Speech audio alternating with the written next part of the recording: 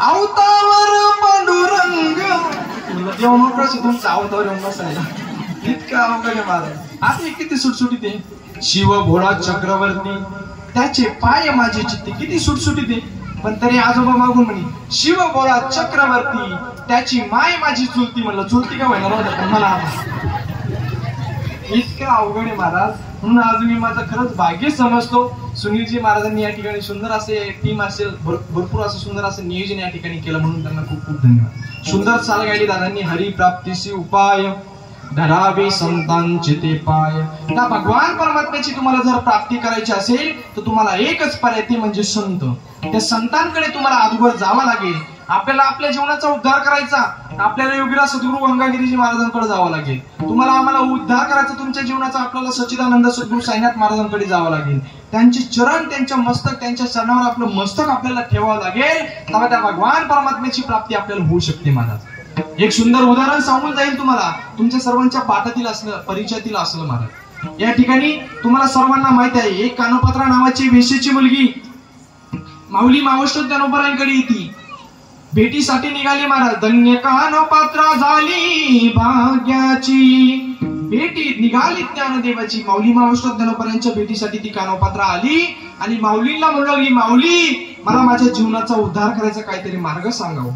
त्यावेळेस संतांकडे आली, माऊलींकडे आली ती, आणि माऊलींनी तिला सांगितलं तुला तुझ्या जीवनाचा उद्धार करून घ्यायचा ना, तर जा त्या पंढरी क्षेत्रामध्ये, त्या पांडुरंग परमात्म्याच्या चरणावर आपलं मस्तक ठेव आणि तुझ्या जीवनाचं कल्याण करून घे. कारण संत जे सांगत असतात ते तुमच्या माझ्या कल्याणाकरता, हितासाठी सांगत असतात मला. कारण त्यांचा उद्धार, आपल्या उद्धारासाठी त्यांचा अवतार असतो. अवतार तुम्हा धराया कारण उद्धराया जन जड जीवा.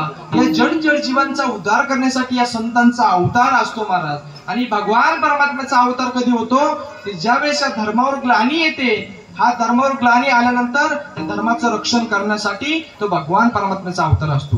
म्हणून मी संत, हे संतांचा अवतार तुमच्या माझ्या उद्धारासाठी. म्हणून संत जे सांगतात, संतांचा कळवळा काय असतो, उडते हे जन न दिखावे डोळा, हे तो कळवळा म्हणून या.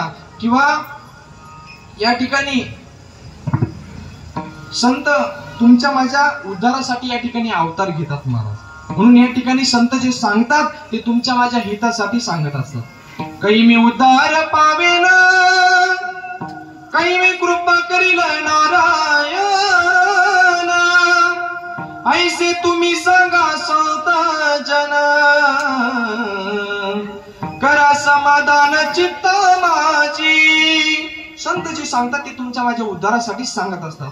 म्हणून माऊलींनी त्या कानोपात्रा नावाच्या वेश्येच्या मुलीला सांगितलं, जा म्हणे त्या पंढरी क्षेत्रामध्ये, भजन करीत करीत त्या पंढरी क्षेत्रामध्ये जा आणि भगवान परमात्म्याच्या चरणावर आपलं मस्तक ठेव म्हणे. ऐकलं महाराज तिने, संतांचं ऐकलं, माऊलींचं तिने ऐकलं आणि भजन करीत करीत त्या पंढरी क्षेत्राकडे, आळंदी क्षेत्रामधून त्या पंढरी क्षेत्राकडे निघाली महाराज. जसं तुम्ही 2 महिन्यापूर्वी आषाढी कार्तिकीला लाखो कोटीना भाविक, महाराष्ट्रातलं एक गाव नसल त्या गावातून दिंडी गेली नाही महाराज. प्रत्येक जण आपण या ठिकाणी भगवान परमात्म्याच्या दर्शनासाठी जसं भजन करीत करीत जातो, तसं ती कानोपात्रा त्या आळंदी क्षेत्रामधून पंढरी क्षेत्राकडे भजन करीत करीत निघाली महाराज. चला हो पंढरी जाऊ, चला हो पंढरी जाऊ, जीवाचा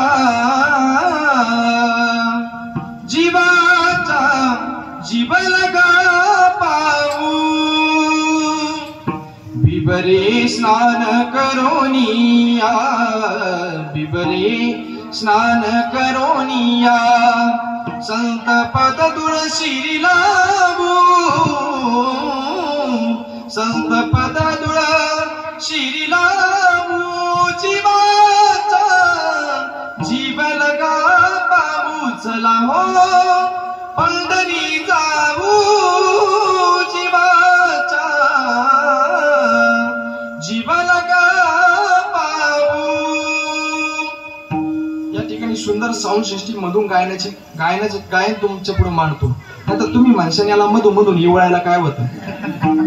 मला गायनाची आवड आहे, साऊंड अगदी व्यवस्थितपणे लागला म्हणून या ठिकाणी समोर गातोय मला. म्हणून असं भजन करीत करीत ती कानोपात्रा नावाची वेश्येची मुलगी त्या पंढरी क्षेत्रामध्ये पोहोचली आणि पंढरी क्षेत्रामध्ये पोहोचल्यानंतर चंद्रभागे स्नान तुका मागे चिदान, चंद्रभागेमध्ये स्नान केलं आणि स्नान केल्यानंतर त्या भगवान परमात्म्याच्या दर्शनाच्या बारीला लागली महाराज.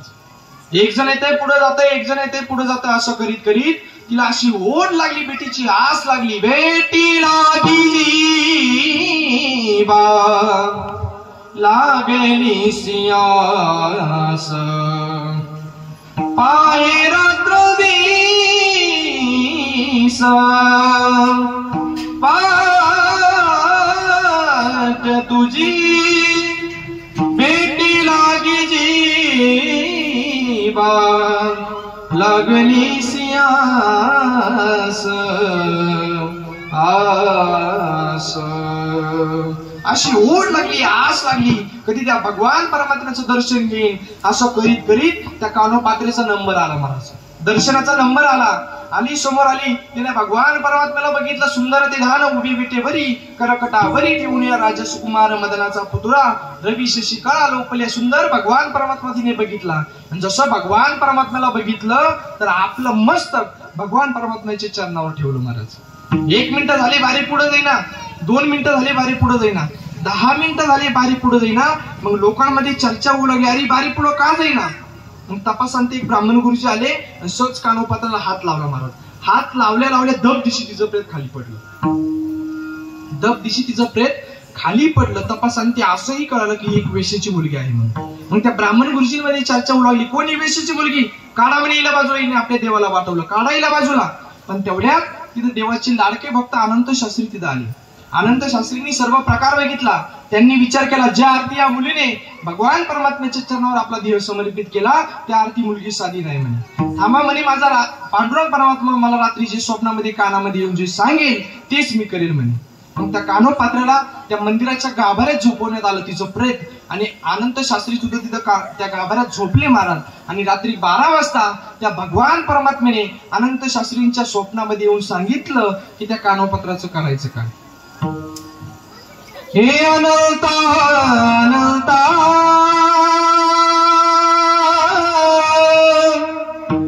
हे अनंता